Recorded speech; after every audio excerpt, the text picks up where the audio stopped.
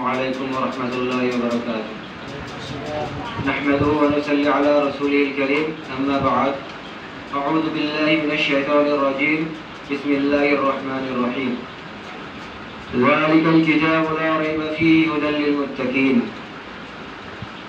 সমস্ত প্রশংসা মহান রব্বুল তাআলা আলামিনের জন্যই, যিনার অশেষ দয়া ও কৃপায় আজকে আমরা সকলেই এই সাপ্তাহিক আঞ্জুমানে এসে উপস্থিত হতে পেরেছি। তাই সকলে বলে আলহামদুলিল্লাহ। তারপরে পরেই নবী করিম সাল্লাল্লাহু আলাইহি ওয়াসাল্লামের উপর লাখো লাখো দরুদ ও সালাম বর্ষিত হোক। আল্লাহুম্মা আমিন। আল্লাহুম্মা সাল্লি আলাইহি, আল্লাহুম্মা বারিক আলাইহি।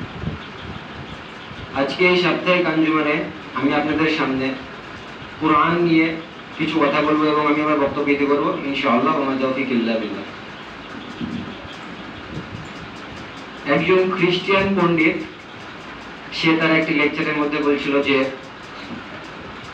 আমি এই দুনিয়াতে অনেক রকমের গ্রন্থ পড়েছি, অনেক, কিন্তু কোরআন একটি অন্যতম একটি কমন গ্রন্থ। কারণ আমি অন্যগুলো যত গ্রন্থ পড়েছি তার প্রথম পেজে একটা ডিসক্লেমার দেওয়া থাকে যে যদি এই কোরআনের মধ্যে যদি এই কিতাবের মধ্যে কোথাও ভুল হয়ে থাকে তাহলে আমাদেরকে কন্ট্যাক্ট করবেন, ইনশাআল্লাহ আমরা সেটাকে পরিশুদ্ধ করব। কিন্তু কোরআন হলো একটি এমন গ্রন্থ যার প্রথম পেজে, মধ্য পেজে, শেষ পেজে কোথাও কোনো ডিসক্লেমার নেই। কোথাও আল্লাহ বলে রাখেননি যে যদি আমার কোরআনের মধ্যে কোনো ভুল হয়ে থাকে তাহলে তোমাকে কন্ট্যাক্ট করে এটাকে আমি শুধরে দেবো। বরঞ্চ আল্লাহ তাআলা সূরা বাকারার মধ্যে 2 নম্বর আয়াতের মধ্যে বলছেন যালিকাল কিতাবু লা রাইবা ফীহি হুদাল লিল মুত্তাকিন। যালিকাল কিতাবু লা রাইবা ফীহি হুদাল লিল মুত্তাকিন। এই কিতাবের মধ্যে কোনো ভুল ত্রুটি তো দূরের কথা, এর মধ্যে কোনো সন্দেহ নেই এবং এর মধ্যে রয়েছে মুত্তাকিনদের জন্য হিদায়াত। তো সে বলে যে আমি যখন এই গ্রন্থটিকে পড়লাম বা এর যে ফার্স্ট যে আয়াতটি পড়লাম তো আমি ইমপ্রেস হয়ে গেলাম।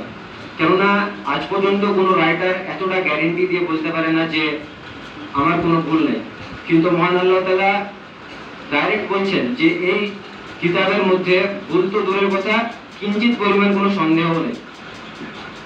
সম্মানিত উপস্থিতি মণ্ডলী, আমরা যদি কোরআনকে ভালো করে পড়তে পারি, বুঝে পড়তে পারি, ইনশাআল্লাহ আমরা সমস্ত রকমের সলিউশনের মধ্যে থেকে পেয়ে যাব।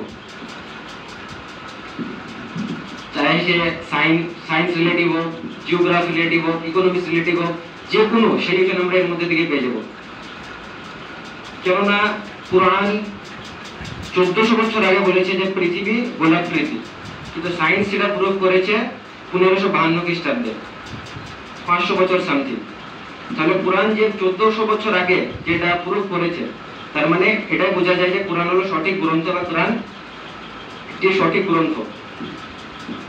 কোরআনের কিছু বেনিফিশিয়াল সাইড আছে, যেমন যদি আমরা কোরআন পড়ে থাকি এবং কোরআনের মধ্যে যদি আমরা একটা করে হরফ পড়ে থাকি তাহলে আমাদেরকে 10টি করে নেকি দেওয়া হবে।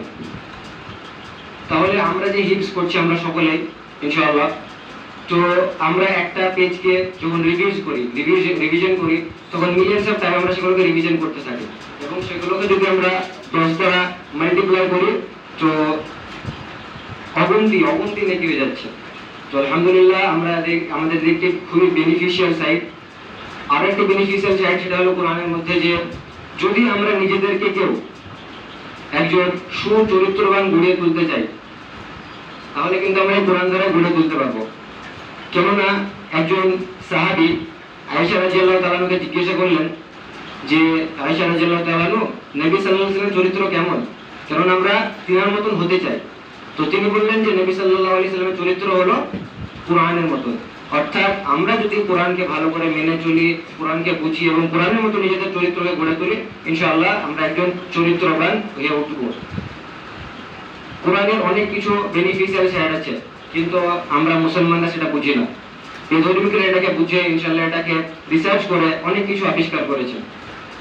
পরিশেষে আমি মহান আল্লাহ তাআলার কাছে দোয়া করি, ইয়া ইলাহাল আলামিন, আপনি আমাদের সকলকে এই কোরআনকে বুঝে পড়ার তৌফিক দান করেন, অপরকে বোঝানোর তৌফিক দান করেন। আমিন। ওয়া আখিরু দাওয়ানা আলহামদুলিল্লাহি রাব্বিল আলামিন। আসসালামু আলাইকুম ওয়া রাহমাতুল্লাহি ওয়া বারাকাতুহু।